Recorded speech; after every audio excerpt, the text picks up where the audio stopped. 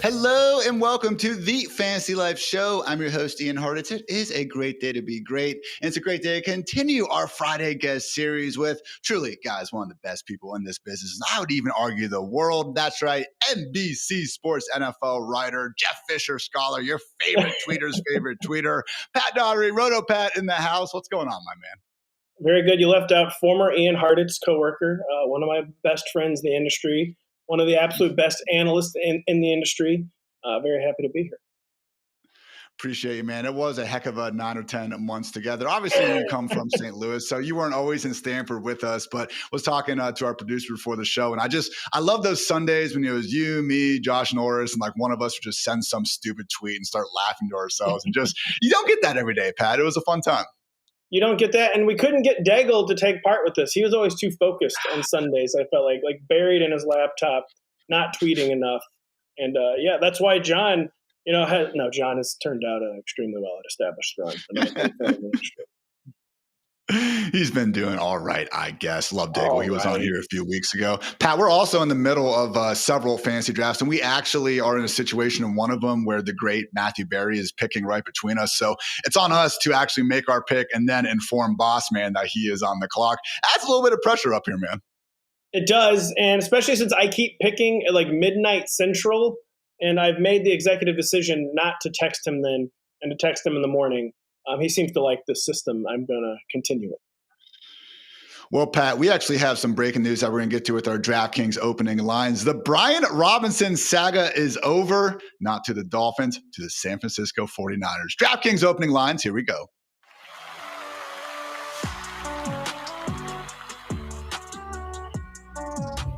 This literally just happened. I'm actually very surprised that it was the 49ers, in fact, who went out of their way to get B-Rob. Now, given just the overall dire nature of their RB room, they did need some depth there, and they accordingly did get, again, former now Commanders running back Brian Robinson Jr.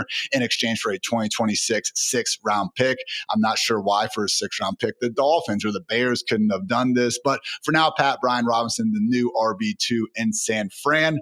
What's it doing for you, man? Obviously not a great spot for B-Rob. I'm also not exactly expecting this to be taken much, if anything, away from CMC, but Brian Robinson's a 49er. He's a 49er. He should have been, frankly, a Dallas Cowboy. I know intra-division trades don't really happen. The Cowboys should have there was one team out of 32 that should have overpaid for Brian Robinson. I think it should have been the Dallas Cowboys. They gave up a third rounder for Jonathan Mingo. You can't give up a fifth rounder for Brian Robinson, but I mean, kind of a death knell for Brian Robinson, right? He had lost his fantasy value clearly in Washington, but there were places that he could have gotten it. Chicago. And the 49ers, I feel bad for Isaac Guerendo. Like, there's a lot of times a one-chance league. Isaac Guerendo had his one chance as a rookie last year. There were so many touches, so much playing time for the taking, and he just didn't do it. He was hurt way too much. Jordan James hurt this year. And it was almost getting like weirdly, like this is a little too grim, but like Final Destination-y behind Christian McCaffrey. Like every time someone was the new number 2, they either got hurt or traded. But I'm not surprised, actually, the 49ers made a move. It was pretty dire behind CMC, and we all know about CMC's injury history, of course. Shocked, but not really surprised after giving it 30 seconds to sink in, because I had not even seen this news yet. That is how, again, the cookie tends to crumble here in the fantasy streets. So, Pat, I don't think this should be changing our opinion on CMC at the top of the draft. Again, it's a situation where the dude can catch 100 passes. So, yeah, maybe we're going to see the rushing attempt projection downtick a little bit. I think the bigger issue is what you said about Isaac Guerendo. This is the more problematic part because, again, the rationale for them going to get Brian Robinson certainly would seemingly have to do with that depth. So, you on the same page where, again, if you were drafting CMC in the middle of round 1 before, go ahead and keep on doing that. But now Isaac Guerendo in that handcuff mix, not quite as attractive. Totally. And I might go galaxy brain with the situation for CMC where I do think it'll lead to a little less rushing volume, like you said, but that it's going to be probably the touches he didn't really want to be handling, like some rugged between the 20s work, some of like the true between the tackles work, where it might almost be a good way to keep him fresher, ensure that he's out there for every high value touch. They're not going to give high-value touches to Brian Robinson Jr. over Christian McCaffrey, not even at the goal line, I don't think.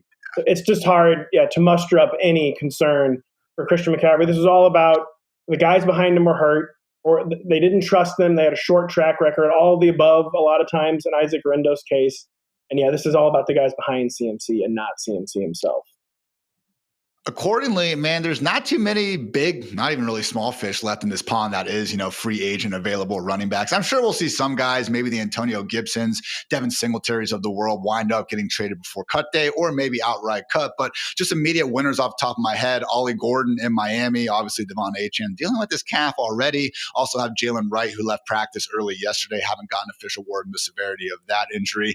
Chicago, Roschon Johnson, I haven't heard from this guy in weeks. No one will ask a question about him. Pat, at this point, can we just get Roschon holding up, a copy of today's newspaper just to make sure everything is okay? So, and then you mentioned the Cowboys where, Javonte Williams, Jaden Blue, Miles Sanders. I know it is as gross of a backfield as you can imagine, but someone technically has to get touches and fantasy points, so might as well be one of them. Are you in on the Ollie Gordon or Roschon or, God forbid, in the year 2025, Kyle Monangai hype, Pat? So good use on technically, by the way, because, someone will be getting touches in the Cowboys backfield. In the very technical sense, someone has to get the ball. Will they do anything with it? We do not know. Kyle, so first off, is it Munganai? I say it wrong every single time I'm on a show. No one knows for sure. No one knows. I've been mixing him in at the end of a lot of drafts, especially in my 14-team leagues. Ben Johnson was there when the Detroit Lions traded DeAndre Swift. Either he didn't pound the table to keep him, or, he agreed with getting rid of him. He's disappointed just about everywhere he's gone. Roschon Johnson, horrible rookie year. That happens from time to time. Extremely inefficient. He could be better as a sophomore. He could be on the Tank Bigsby trajectory, for instance, but it's just so hard to find anything to like with Roschon Johnson last year. I do love Kyle M. I keep taking Kyle M. flyers. And my eyes turned, by the way, on the trade market. It is very barren, like you said. Travis Etienne is kind of like the last big name standing, where he's just so clearly the odd man out. The back-to-back coaching staffs have kind of made it clear, they don't really want Etienne to be a big part of the backfield. He is someone I'm keeping my eye on still. It does seem like there's a move to be made there in that Jacksonville backfield. So we are going to be talking about it here in a few more segments. Wanting to get into, again, some of these training camp Hall of Famers, if you will. Next, though, it's time for Pat's 3 favorite guys to draft. This has been our DraftKings opening lines.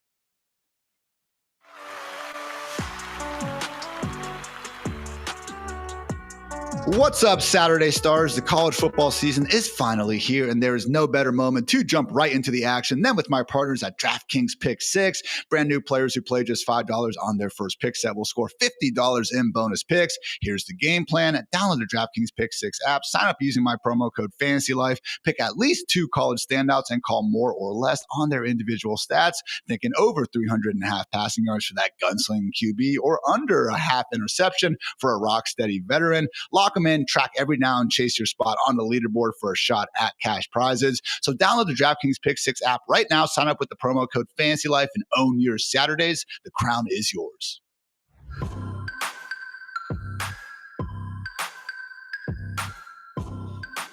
Speaking of college football, shout out DraftKings. Pat, I'm a Columbus, Ohio native. Everyone knows I love Ohio State. I thought maybe I can get sneaky this year, find my way to some media credentials at Buckeye games. Went ahead and applied this morning. Less than 30 minutes later, I just got immediately denied from everything. Grambling State game, they said, piss off, man, you are not qualified. And they're right, but dang, man, that would have been cool. So unfortunate morning here in the Hartitz household. We will try again next year. Maybe not an unfortunate fantasy season on tap for us, though, or at least we can dream because, Pat, 3 players that, again, you were trying to come away with in every single draft, starting things off with the man who just had one of the better rookie seasons that we can remember from a rookie RB, particularly a day 3 one. Bucky Irving, what it is about the Buccaneers RB1, Pat, that has you wanting to come away with them in drafts of most shapes and sizes?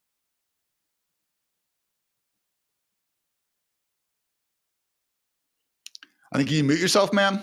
A little bit. There we go. I was muted. I try to avoid these kinds of tropes, but last year I was all in on Devin Achane. It went mostly pretty well. It was a pretty bumpy ride, but by the end of the season, he did not cost me any leagues. I definitely think he helped win me a few leagues, but I just basically didn't need to go back for round 2 of the Devin Achane experience. I think they kind of misused him. He's a little bit miscast. I had a Dolphins fan last year who kept texting me. He's like, why do they treat Devin Achane like Jerome Bettis? Like, this is not, like, they're just slamming him in between the tackles so often at the goal line, which I liked in fantasy, but I just didn't really work. I don't think it's going to work. I think they need to go back to the drawing board this year. So instead of taking Devin Achane, this year I'm taking this year's Devin Achane. And again, it's imperfect comparison, but Bucky, as you alluded to, he was a pretty rare rookie combination of efficiency and actual production. I mean, not just for a rookie, really for any running back, but especially for a rookie. And the way, too, kind of like he seized the touches. Like Rachaad White was healthy most of the year, and Bucky just kind of made himself inevitable, undeniable. And it's the time of year where you might overly cling to like 1 or 2 data points. But the Bucky data point, I just cannot lose focus on all summer. Has been Week 18, wild card round. The Bucs have to win to get into the playoffs, and then their playoff game, he out-touches Rachaad White 40-3. I know that that's not going to be the plan during the regular season this year. Like, no team really ever wants that kind of like out of whack touch delineation. But I think what it showed is that when the Bucs are trailing or when it's winning time, Bucky is going to be out there on the field over Rachaad White on basically every down, and that Rachaad White, if they're playing with the lead, if they're dictating the tempo, they'll mix him in to help keep Bucky fresh. But Bucky took control of this backfield. He just earned it. There's been zero indication they really want to change things up this year. And I think I have Bucky in almost every single one of my manager leagues. It is one of those situations where, again, even before the full takeover at the end, I mean, after their bye week, it really was starting to become the Bucky Irving show to begin with. And yeah, you brought it up, man, outside of the Christian McCaffreys and I guess the Kyron Williams of the world, every backfield is a committee of some shape or size. So as long as Bucky is, again, going to be pretty clearly in the lead, we can live with that, particularly if this efficiency keeps up, man. I mean, look, minimum 200 carries, the most yards per attempt by a rookie in NFL history. Number 1, Adrian Peterson. Number 2, Clinton Portis. Number 3, Bucky Irving. 4th and 5th place, shout out Icky Woods and Barry Sanders. So again, a situation where he already caught like 47 balls last year. I don't want to take too much away from preseason, but you literally see him out there, catching double moves down the sideline, 20 yards downfield. So unique talent. And honestly, Pat, what's kind of made me laugh is some of the play caller stuff where, yes, Ben Johnson, Liam Cohen, great at what they do, and that's fine. But were you watching Buccaneers games last year, seeing Bucky break 4 tackles in reverse field and just going, oh man, what a great power run concept by Liam Cohen there. Like, come on, man. The Jims and Joes, I think, matter just a little bit more than those X's and O's. They do. And listen, I tried to make sure I give Liam Cohen credit, but Also, let's focus on back-to-back years. Baker Mayfield's offensive coordinator has gotten a head coaching job, and this maybe Baker deserves a little credit. Heck, maybe even Todd Bowles deserves a little bit of the credit. He's hiring the right guys to be his play callers, so I'm not worried about the loss of Liam Cohen. Would I have preferred that he stayed? Absolutely. But yeah, there's too much talent here. They have an identity on offense, too, that's pretty set after the past 2 or 3 seasons. I'm not worried about the loss of Liam Cohen and the Jags.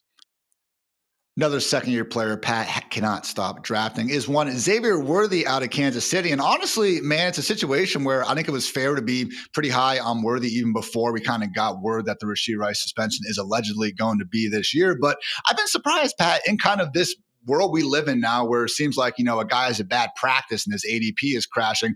Worthy really hasn't become this super expensive wide receiver, despite, again, the potential for Rice to be missing 4 to 6 to who knows how many games potentially in the middle of the season. So talk about Xavier Worthy and what the upside scenario could be here for a guy that, profiles as Patrick Mahomes wide receiver 1, at least for a chunk of the year. So yeah, unlike Bucky, this one isn't because I love the player so much. Like Bucky, I can't really find a single hole in his game. Xavier Worthy, of course, there are some holes in his game. Young man, please just know where the sideline is, for instance. Was so bad on the deep targets last year. Seemed to have no sideline or spatial awareness. I really hope that it's improved this year. But everyone knows the story with Xavier Worthy at this point. Post-Thanksgiving last year, they kind of started giving him some of those Rashee Rice underneath looks, and he kind of started producing with them. And even started hitting some of the big plays. The need is so acute in that Chiefs skill core, like you pointed out. The real reason, though, that I keep ending up with them is another point you made, where the ADP has just not taken off. And there's just so much uncertainty, I think, with the back-to-back Mahomes slump years.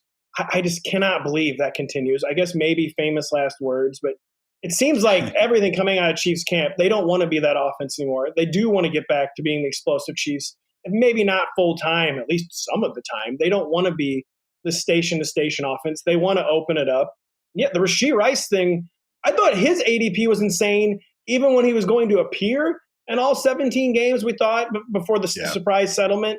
Because how often does a guy play 3 games, shred his knee, and then his ADP goes up the following year? That is what had happened with Rashee Rice before the suspension news came down. And they needed Xavier then. They really need him now. He was a first-round pick for a reason. They need him. The targets are there for the taking. And he showed me just enough last year where I don't think he's a bust. And I'm ending up since everyone else is apparently passing on him. I'm ending up with Xavier Worthy on essentially every team I draft.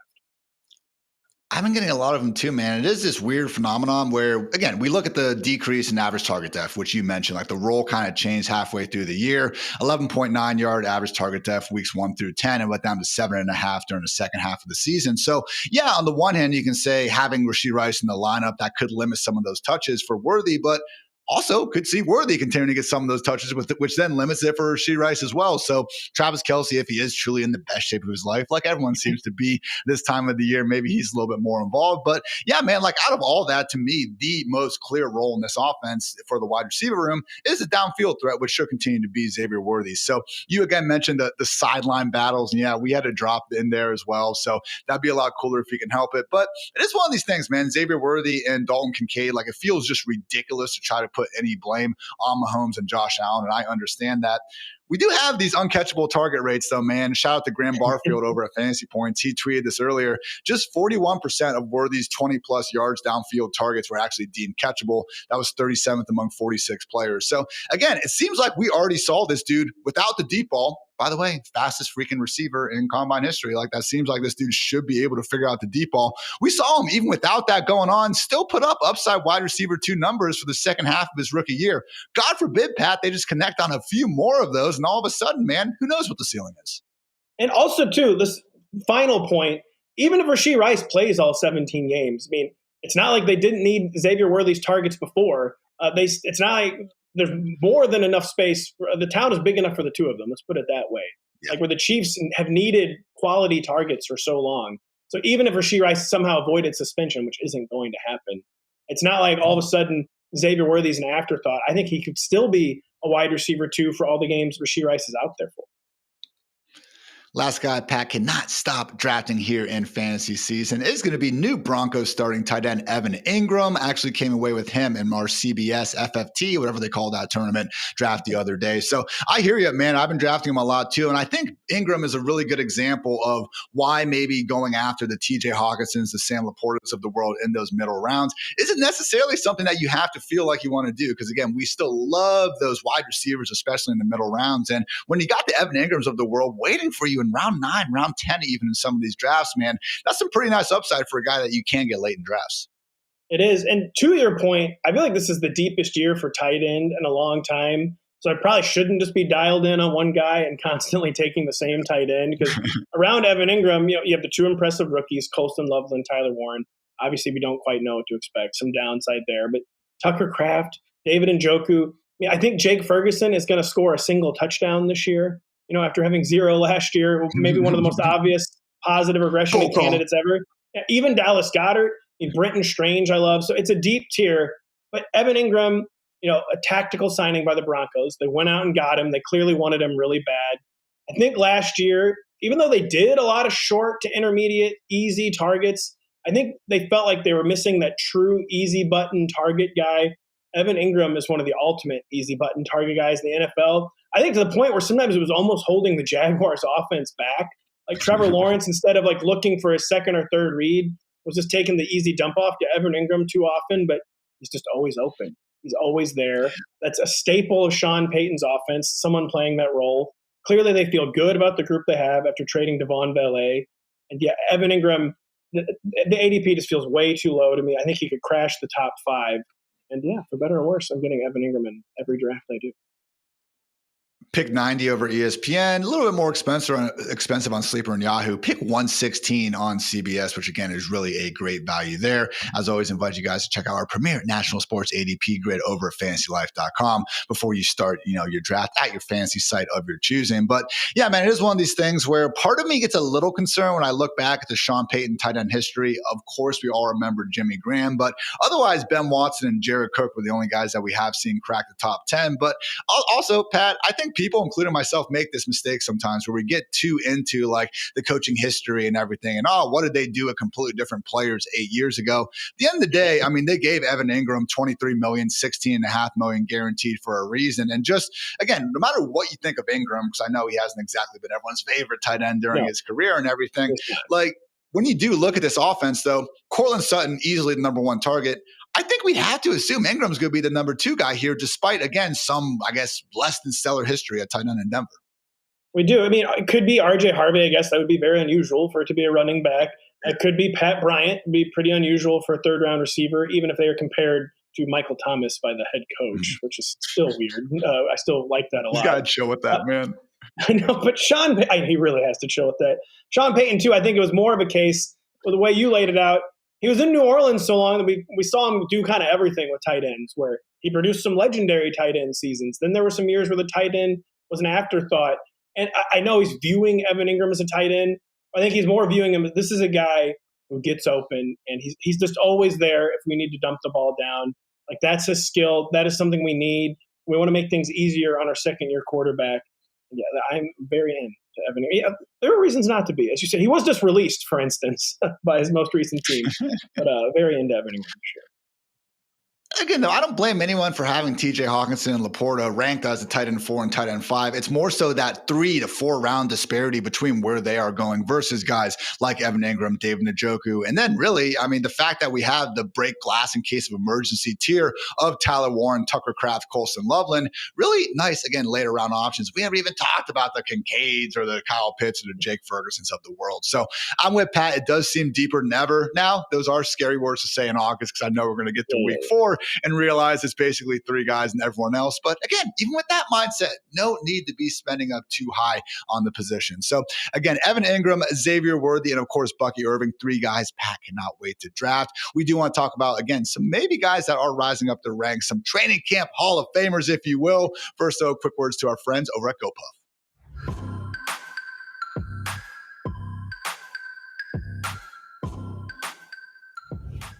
It's round 12 and your RB sleeper is still on the board, but your cooler, it is empty. And you've got two choices, guys. Leave and miss the pick of the season or go to GoPuff because in as fast as 15 minutes, your beer and snacks are at your door and you're back on the clock. Even better, you get 60% off your first order using code FANTASYLIFE60. And it applies to beer, guys. Seriously, I enjoy having beer. You probably enjoy having beer. Maybe you don't. Maybe you like pretzels and popcorn. Get 60% off it. Why not? Why the frick not, guys? 60% off in this economy, no less. Only at GoPuff. Again, Fantasy Life 60. Shut up, GoPuff.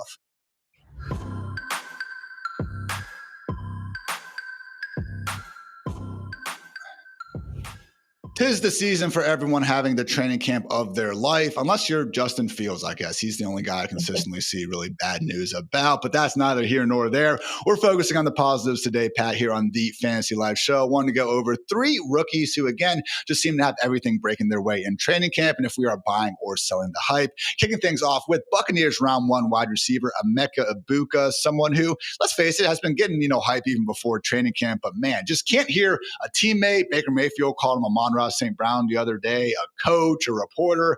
Every single thing is going great for Acha Ibuka. That said, it is August. What do you actually think are reasonable year one expectations for the Ohio State University's all-time leader in receptions? It's hard to say what I think the true year-end statistical expectations are, but I think it's fair to have expectations where every year there are some drumbeat guys. Some people begins in the spring, ends in the summer. Some guys have a quiet spring, then it kicks up in the summer. Some guys doesn't really start till the end of training camp. Acha Ibuka, the positive drumbeat coming out of Bucs practice and camp, started basically the day he showed up in Tampa. They're clearly in love with the player. And so often with first-round receivers, I guess I should say in particular, we focus on every data point other than the most compelling one that, he's a first-round pick. And we weren't doing that with Matthew Golden until the Packers kept saying, hey, everybody, our first-round wide receiver looks pretty good. Maybe you should consider drafting him. And Acha Ibuka, we focused on all the guys who might be getting the ball instead of him, when we should have just maybe been focused on the Tampa Bay Buccaneers at a position that was not a need, used a first-round pick on a wide receiver. And that, coupled with the fact that they just cannot stop praising him. The coaching staff, the media, the people tweeting about him, fans showing up to Bucs practice, he's just tearing it up. And now the need is acute, obviously, where they finally have admitted Chris Godwin's not going to be ready for week 1. Jalen McMillan, we weren't in on this year in fantasy, but he was going to be out there running routes, getting targets. He's now out at least half the year. This is an offense that has embraced its identity as a pass-first, high-volume attack. Todd Bowles seemed like he didn't want to be that guy the first few years of his head coaching career. He reluctantly embraced it with Tom Brady. And he surprisingly fully embraced it with Baker Mayfield. And what is the hole to poke in the Ibuka case at this point? He is a rookie. He's never played before. I guess that's it. There's just not many holes in the argument right now to be having very high expectations for Acha Ibuka.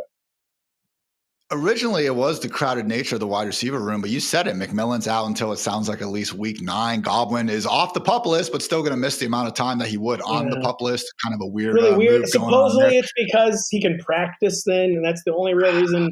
To me, it's not really the best way to use a 53-man roster spot.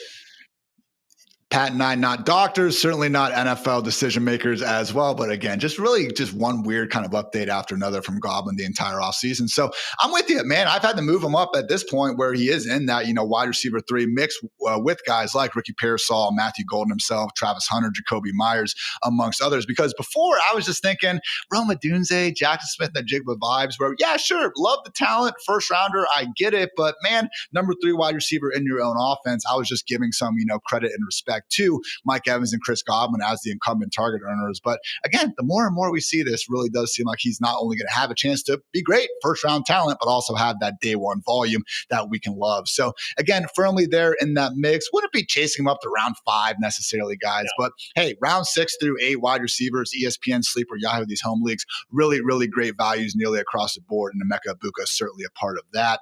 Let's talk about really the main event, the people's champion at this point, Pat. In your programs as your Corey Krosky-Merritt in your heart as Bill Krosky-Merritt. I mean, this is just crazy. You know, we already got to Brian Robinson and kind of the impact there. Didn't necessarily get into, I guess, what's going on in the Washington Commanders backfield now. So we've assumed B-Rob was going to be out of the picture as soon as they basically just decided not to even dress him for the preseason game. So Bill Krosky-Merritt, potentially RB1. We still got Chris Rodriguez there. Austin Eckler not going away either. What are some realistic expectations for the 7th-round rookie? I think realistic expectations in fantasy is, I think he can be a low-end flex right off the bat, where you can assume probably 10 to 12 carries. Everything else you might not be sure about, like where the carries might come, for instance. But kind of like Bucky Irving last year, this is apples to oranges. But I talk about how Bucky made himself like undeniable, inevitable, two totally different players. But this is kind of a situation where it looks like JCM just went out and took the job. Now, maybe they were open to that development because they were kind of out on Brian Robinson Jr. even before they drafted JCM, where it was clear that if they could upgrade that spot that they would. I mean, it was only a 7th-round pick, though. But not a guarantee he would give them the excuse to move on that they had wanted, and he just did. He went out and took the job. And yeah, it was clear 2 or 3 weeks ago that they had mentally moved on from Brian Robinson Jr. We're kind of all in on JCM as the early down back. I know they're still talking up Chris Rodriguez getting some early down work, and I'm assuming he will mix in for some touches, but he's been on the roster several years. He's had his opportunities. They didn't like Brian Robinson Jr. last year. Chris Rodriguez did not force the issue. Not worried about Chris Rodriguez. I think he just starts off immediately as probably a 10 to 12 carry guy, and what we hope is one of the league's best offenses, and what we hope is the featured goal line back. Coaches are probably reluctant to give that to a rookie, especially a 7th-round rookie. But he's going to get the opportunity. And if he converts the first few ones, it's probably off to the races for JCM to go. The one quote from Dan Quinn is making the rounds where he was specifically asked about Chris Rodriguez getting the short yardage and goal line opportunities now. And he did say yes, but at the same time, when you ask a coach specifically about a player in that fashion, again, I'm not going to necessarily say that this means Chris Rodriguez, someone who they literally waived multiple times throughout the course of last season, is someone that they're going to be, again, playing over our one true RB1, Bill Krosky-Merritt. So look, man, I think Austin Eckler is still going to be a factor here. It's a situation where he did look better, last season versus the 2023 year. Infamously, had the 13-mile-per-hour run against the Packers, was playing through that high ankle sprain and all that stuff going on. So I would still say, man, and this is honestly another situation where, yes, I understand Bill Krosky-Merritt shooting up in the ranks, deserves to be an RB3. You want to take him like kind of right behind Tyrone Tracy, maybe the Vikings running backs as well. I'm pretty much cool with that price tag. But where do you fall with Austin Eckler, Pat? Because the way I see it, man, no, he's not going to be this 20-carry workhorse guy, but he's never been that guy. I mean, if we can get 12 to 15 combined carries and targets per game from Eckler, that's not bad for a dude who's regularly going like outside the top 48 backs in fantasy. No, and I entered the summer thinking Eckler could be the surprise cut in the Commanders' backfield. Clearly, that's not going to happen now. You're not cutting both veteran backs. And we know he's starting the year as the 3rd down back. Austin Eckler, he hasn't really been good at it the past few years. He does have a fairly extensive goal line history, too. And he's post-peak. Everyone knows that. He was more effective last year than he was his final year for the Chargers, though. We know this is going to be a committee backfield. The one thing we know for sure is that Austin Eckler is going to be the primary pass-catching back. And he's a guy where we used to concoct reasons to draft him. He was someone fantasy managers just love to get on their team. Now it does seem like we're going a little overboard concocting reasons not to draft him. The role is clear. The role is set. And like the touches floor is reasonably high. The ceiling, not quite what it used to be or even anywhere close to what it used to be. But yeah, I agree. Austin Eckler, especially if you're doing like a 0 RB, Austin Eckler ends up in the roster, someone you can trust immediately. And that's the big thing. 0 RB, hero RB, where like you actually have to look to start one of these guys. That's what Eckler can give you. If you already have 3 or 4, then okay, then I get using maybe the higher upside bench stash on someone like Tyler Algier, Trey Benson, what have you. But Eckler, again, we need to score fantasy points, guys, to try to win these fantasy matchups. He will be getting there, but gave us, RB3 production last year on a per game basis. So final note here, Pat, and it's not even really fantasy related, but am I crazy that Washington maybe could have handled this whole situation better? This is an organization that Dan Snyder era, a complete malpractice. They just got their first playoff win in 20 years. Like, we got the new ownership. We got Jaden Daniels. Like, Matthew Berry is freaking out, and for good reason. Like, we had positive movement in this organization for the first time that I can really remember. Brandon Ayuk, all these other players are talking about going there. And it's like, Terry McLaurin still can't get this deal that seems inevitable anyway. He's pissed off and is public. And as much as I agree that Brian Robinson is replaceable, this dude was second on your team that just made the NFC Championship in yards and touchdowns last year. I'm sure that means something in that locker room. And it's like, I don't blame them for moving on from the guy, but did it have to be this public in the middle of August here? No, and Adam Peters came from the 49ers front office, the Commanders GM, and I think he overlearned a few of the lessons. Like every summer, you must have drama with at least two of your key players. And if you're moving on, you just need to treat them really, really poorly. Like don't be graceful about it. Don't be grateful for their service to your organization. Or he might need to take a few classes on how to handle contract negotiations, contract squabbles. Either way, you got Jaden Daniels. Life still looking pretty good in Washington. Life looking better down there in Duval County as well. Liam Cohen obviously in town. And the only Basel Tutin threatening to become this year's Bucky Irving, if you will. I will caution, assuming that there is going to be a this year's Bucky Irving. It does not happen that often. I believe there's only been 6 or 7 top 24 rookie running backs who were day 3 or undrafted guys. That said, Pat, Basel Tutin, he's big. He's fast. He caught 50 passes during his last 2 years in college. Do you think he deserves his hype that he's getting as a potential late-round gem in fantasy land? Everything you said is true, which is good points in his favor. Pretty intriguing prospect, so fast. The data point I focus on here, though, new coaching staff, new front office. This was their guy. This is the only running back on the roster that was selected by James Gladstone and the Liam Cohen regime. And, the previous regime, like I said earlier, was already out on Travis Etienne. Tank Bigsby, a disastrous rookie year, serviceable sophomore season. He could probably remain involved, but you and I, we've been in the industry a pretty long time at this point.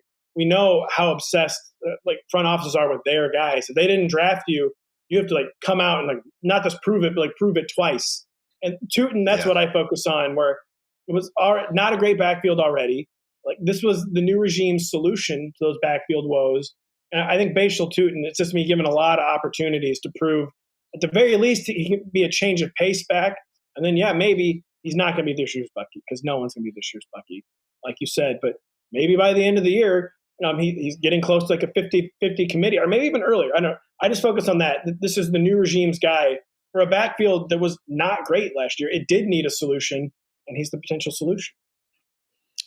And when you look at where he's going next to, it's a lot of more pure handcuffs like Trey Benson, Tyler Algier, who just aren't ever going to take over that backfield. I know some people want to still make Trey Benson a thing, but I respectfully disagree. I could always be wrong. First time ever in the fantasy streets, of course, Pat. But again, with Tutin, it is just a situation where you said before, maybe Travis Etienne could be traded. There's been some, Tank Bigsby emoji rumors going on, emoji-fueled rumors going on, if you will. So it is just a situation where when you are that late in drafts, you're trying to find someone, Jaden Blue, for example, as well. I know Schottenheimer was there, but hey, Javonte and Miles Sanders weren't there as well.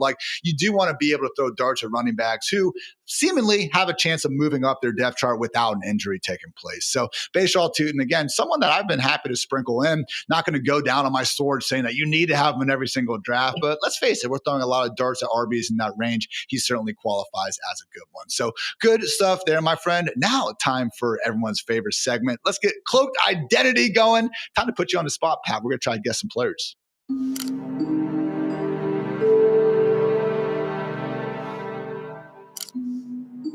Time for Cloaked Identity presented by Cloaked. I'm going to give Pat up to 4 clues to try to describe these players in a Who's That Pokemon style of game, Pat. So again, feel free to, give me an answer after each clue. If you don't know, that's fine. Another one will be on the way. So starting off with a quarterback, he tossed 81 touchdowns while averaging 253 passing yards per game during his 4 years in the Big 12.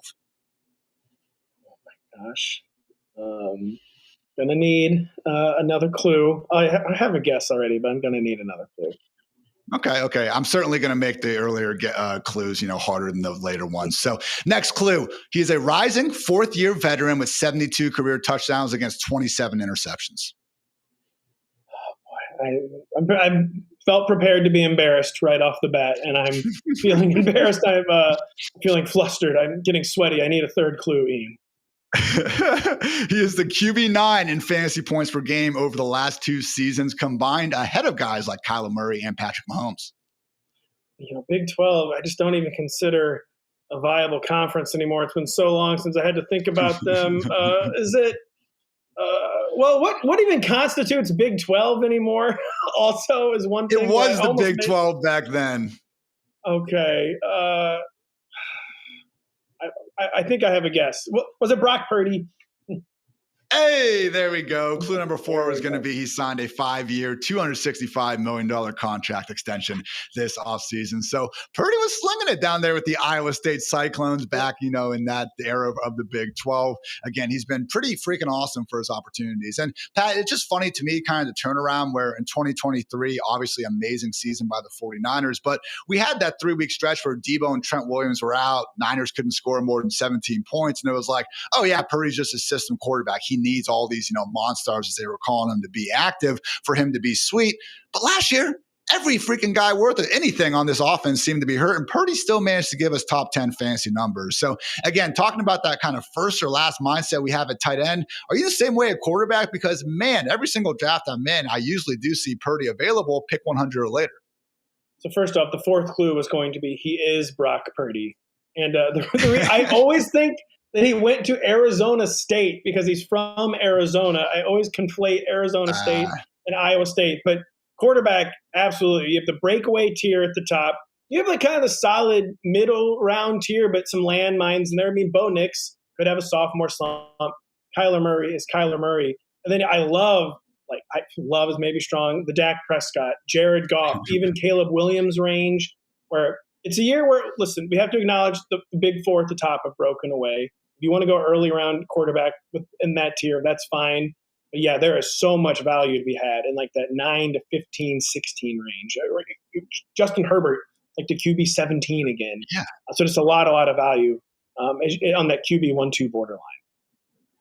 And we're in these super flex drafts right now where, again, you see the dual threat guys go first 4 picks, usually more times than not. Joe Burrow deserves to go round 1, 2. I think we can agree on that. After that, though, Pat, like we had one yesterday with the old Roto World guys where the entire second round went and no one drafted one of these quarterbacks. I think the key is, again, if you have that early round pick, go ahead and take the dual threat alien. But if not, man, I'm very fine getting 2 of that next tier. And I'm not going to go out of my way to make sure it's Baker and Bo Nix versus Justin Herbert and Brock Purdy. I totally agree with you. In that draft so far, I only have Dak Prescott. I'm really hoping I do get a second of that tier, and I don't end up with Geno Smith or Matthew Stafford, or I feel like I'm tempting fate. I think we'll be good because I'm right next to you, and I was adding it up, and we needed 2 guys to basically not take their second quarterback, and I think we got it, Pat. So it was going to be close there, and that is the game you play, trying to wait at a Superflex with your second QB. Never go full 0 QB in a Superflex, but it is nice when you can push it just right. So time for round 2 here again, playing some Cloaked Identity, Pat. So this player is a former third-round pick who won ACC Player of the Year all the way back in 2014. I don't think this person. I have an initial guess. I'm not ready to unveil it yet. Okay. Clue number 2, he has averaged north of 1,000 total yards and nearly 9 touchdowns per season during his 8-year career. 8-year career. That's a little shorter than I thought. Need one more. I'm going to go ahead and need one more. Last season, this running back had the league's 3rd highest explosive run rate behind only Jahmyr Gibbs and Derrick Henry. ACC 8-year running back. I was dialed in on some receivers where the clues were not checking out. Oh, man. Yeah, I'm apparently the worst person in the entire world. This game. Give me the 4th clue where it is the player's name, please. I have dubbed him as the running back version of Tyler Lockett because he has beat his preseason ADP in 4 consecutive seasons since moving on from the team that drafted him. There's hardly even James Conner. Yeah, there we go. Unreal. Look at that guy. Really, again, it is a funny situation. Clue 3 a little harder because you don't think of James Conner as this explosive guy, even though that's exactly what he really has been in the actually pretty well-schemed run offense, at least for the Arizona Cardinals. So, yeah, getting a little bit longer in the tooth here. He misses a few games every year. But that said, Pat, it just is a situation where I feel like we keep ranking James Conner as a slow-end RB2, and then we look up in December and it's like, yeah, when he's out there, he's basically an RB1. So have you been going out of your way for Conner? Because it is a tricky part where I think we feel good about ranking Conner as a top 20 running back. But I will admit, round 4, round 5, I tend to look a little bit more at those wide receivers or maybe, a falling elite quarterback or tight end.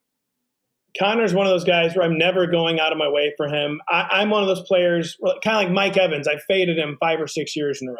And this is the first year where I'm kind of admitting defeat, and I'm ending up with him fairly frequently as my RB2 because most people just don't ever want to take him because he's old, because he was supposedly injury prone.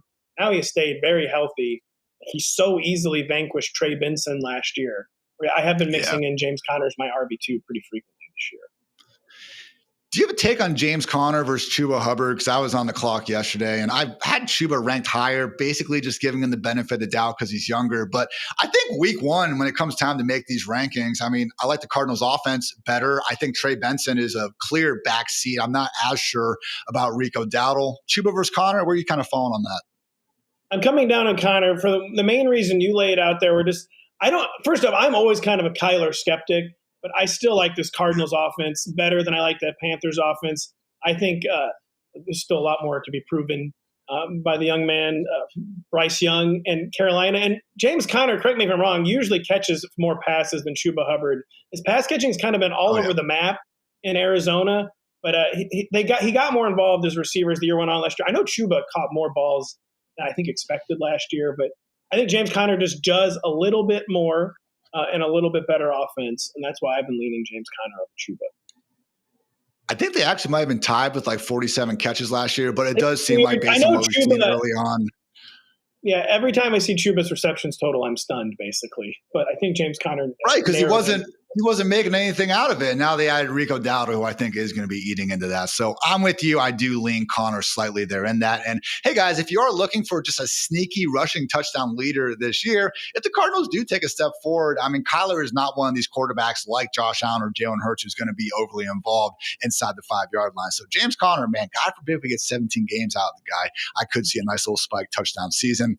Last one to keep you on the spot here, Pat. Okay, so clue number 1, this is a former 4-star recruit out of Oak Ridge, Tennessee, and he also received multiple Division I basketball offers from Power 5 programs. Gotta definitely need clue 2. As you can see, this pass catcher is 26 years young with 34 career touchdowns and 70 career games. Basketball recruit from Tennessee. He scored some touchdowns. He's been in the league in a while. I apparently know no biographical details of any players in the NFL. Because yet again, he has never led his offense in targets, yet is pretty much unanimously being drafted as a borderline wide receiver 1. Excuse me. Borderline wide receiver 1. And is this Mr. T. Higgins?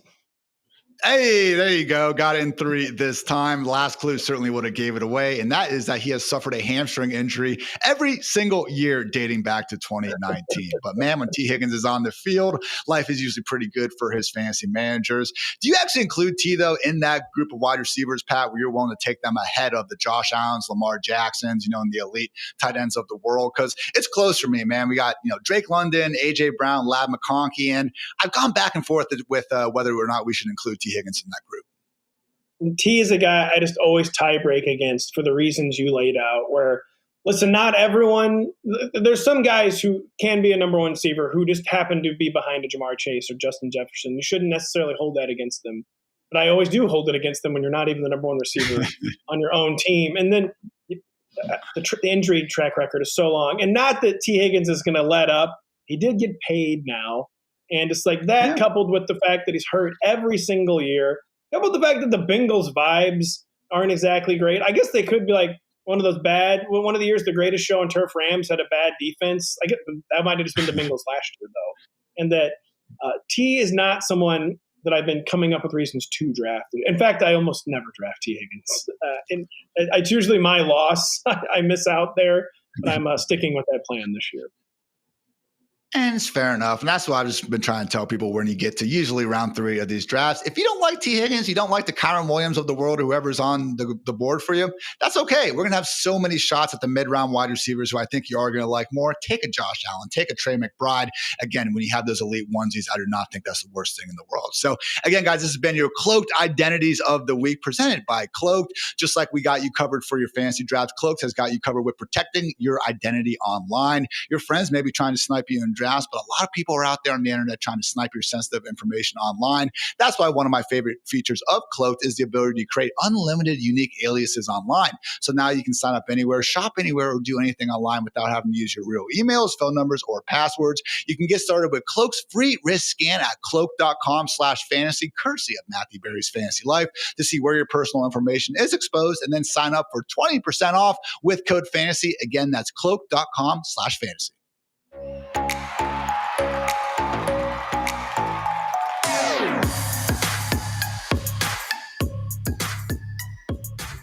Q4 here on the Fantasy Life Show. Get those 4s up, everybody. Again, loving our guest, RotoPat. Time for some bold calls because this season we are turning up the heat and handing over the mic. Brought to you by Mike's Hard Lemonade. It's time to go hard for your league with our new weekly segment, Mic'd Up. So, Pat, you got 2 bold calls for us before we get out of here, man. What is your first?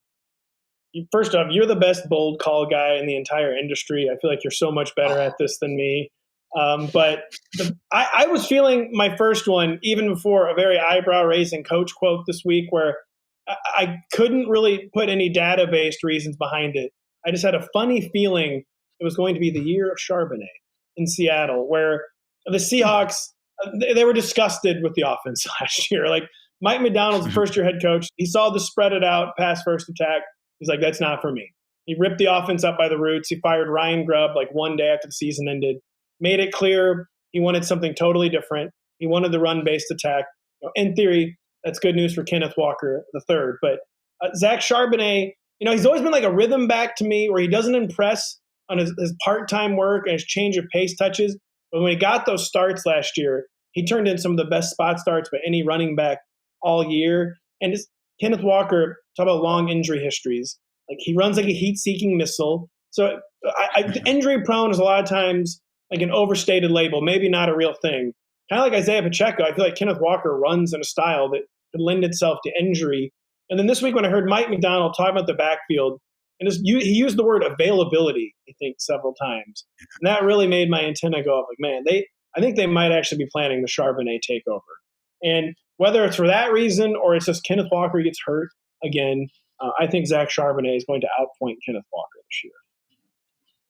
As they say, best ability is availability, and that has been a long-standing struggle for Kenneth Walker. So I do think it's one of those things where at the right price, round 4, maybe even round 5, Kenneth Walker, I'm still going to be willing to pull that trigger. But, man, it's hard to deny, Pat. Like, I'm working on kind of this, like, handcuff ranking article. And Charbonnet, if you want to say he is the best handcuff in the NFL, I'm not going to disagree with that. And it does seem like, again, with the new OC, with Walker being in and out of the lineup here in the preseason, there could be even more potential for standalone value as it is. So with all that said, guys, pick 147 ADP on ESPN. I know plenty of you have these ESPN Home League drafts coming up. You should be getting Charbonnet every freaking time at that price if you are so able to. So good stuff there, Pat. Now you have a tight end bowl call for us as well.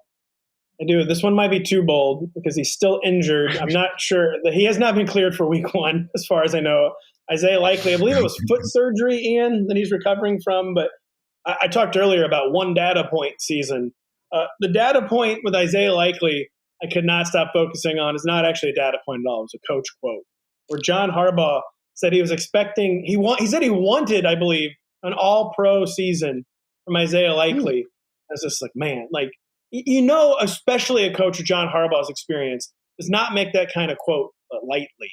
That I don't think he was trying to motivate Isaiah Likely either. I think that he sensed expectations rising. He wanted expectations to be high for Isaiah Likely. His expectations are high. For as explosive as his offense has been, it's still like, who are the true big-time playmakers? Zay Flowers is more of a possession, move the chains guy. Mark Andrews finished really strong last year, but started really poorly. That's something older players can do sometimes where it takes them longer to get their legs.